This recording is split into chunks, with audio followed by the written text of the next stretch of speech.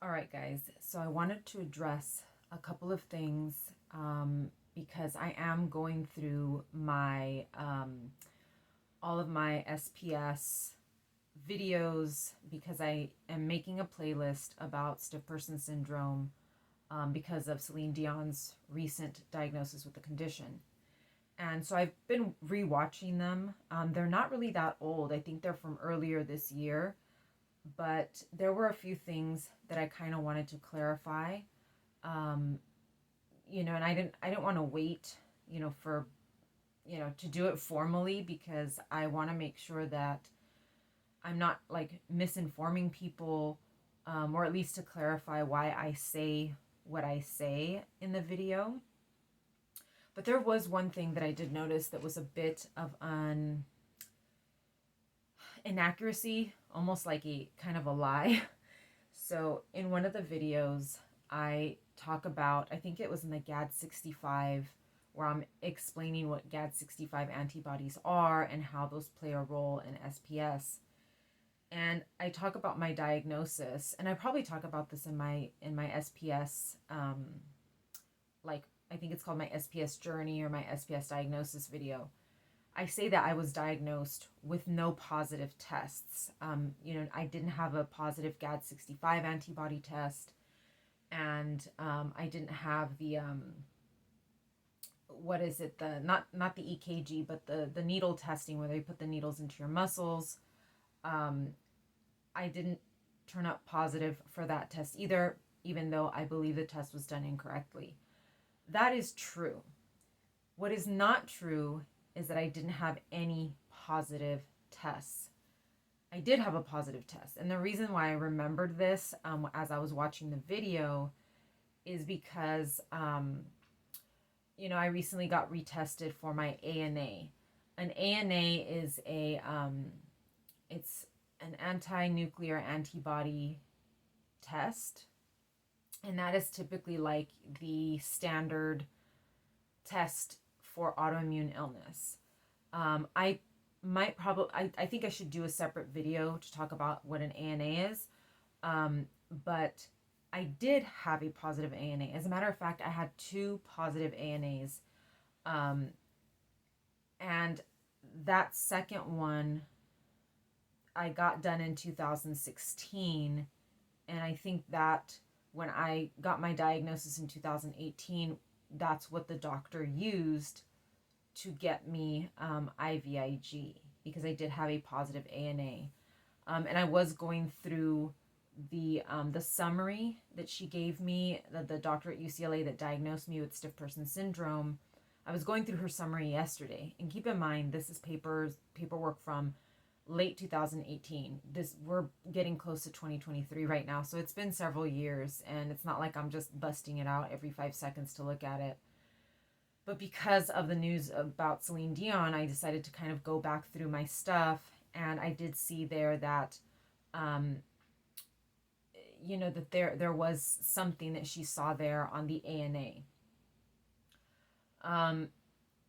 So I wanted to clarify that because I really made it sound like I just walked in to the doctor's office and convinced her that I had stiff person syndrome with zero evidence. I did have an ANA, which is indicative of an autoimmune illness, and stiff person syndrome is an autoimmune illness.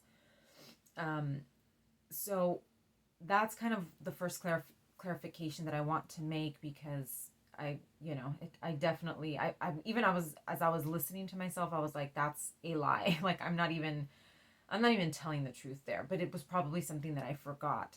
You do need to have a GAD65. And here's the other part of the story that I did explain, and I actually explained it in multiple videos. There is controversy about GAD65 antibodies, but the standard is, for diagnosing SPS. Sorry, every time if I hear somebody outside my door, I'm usually quiet. But your GAD65 antibodies are typically in the thousands. Both of my doctors recently told me this. both my immunologist and the doctor that diagnosed me at UCLA. And, I think my diagnosis was, you know, based on my symptoms, based on my history with IVIG, based on that ANA. But both of them did confirm that GAD65 antibodies are typically in the thousands, like really super high, like ridiculously high.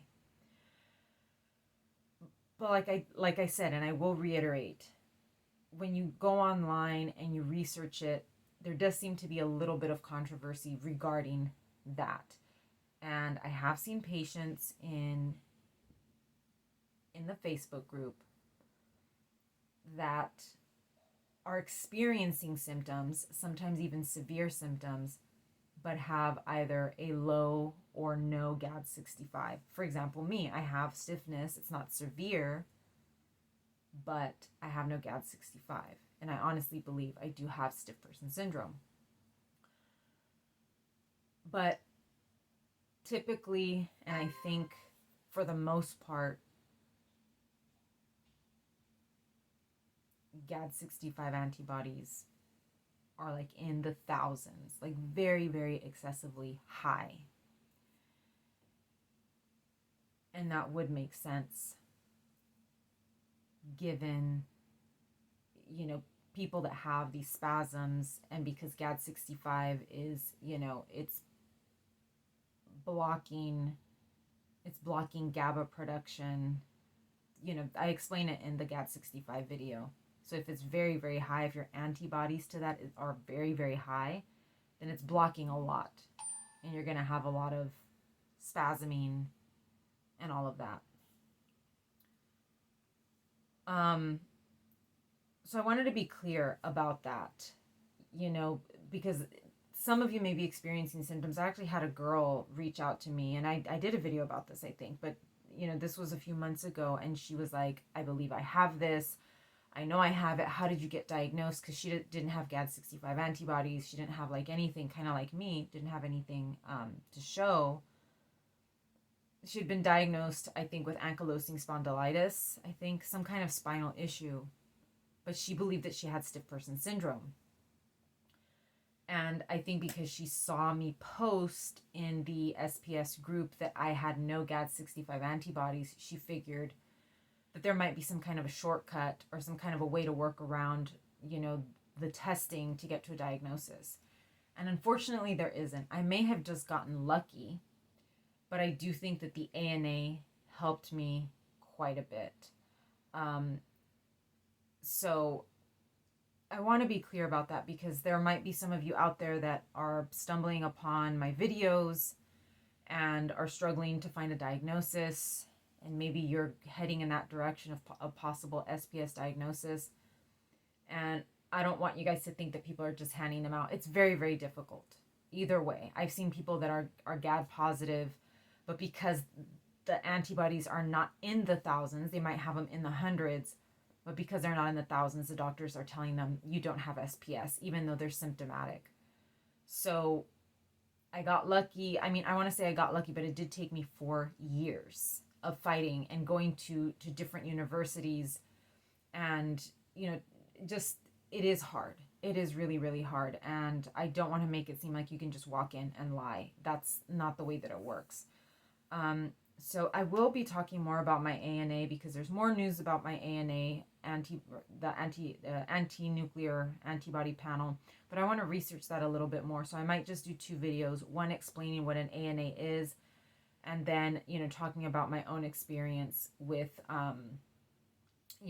my testing for that, because there's been, I've been tested for it right at this point, I think at least 3 times that I can remember. And, it's changed over time. So I'm going to put this video up without editing, because like I said, I was going back through those videos, and I was not giving entirely accurate information. A lot of times I'm doing these videos just from memory, and all of this stuff happens over the course of several years. I don't make a video because sometimes, yeah, I make a video because of something that had just recently happened, but most of my videos are like years after the fact. I'm recalling whatever I can, and I mean, it's been years. It's been almost 20 years that I've been sick, so um my memory is not that great either. So I'm gonna put this up without editing it.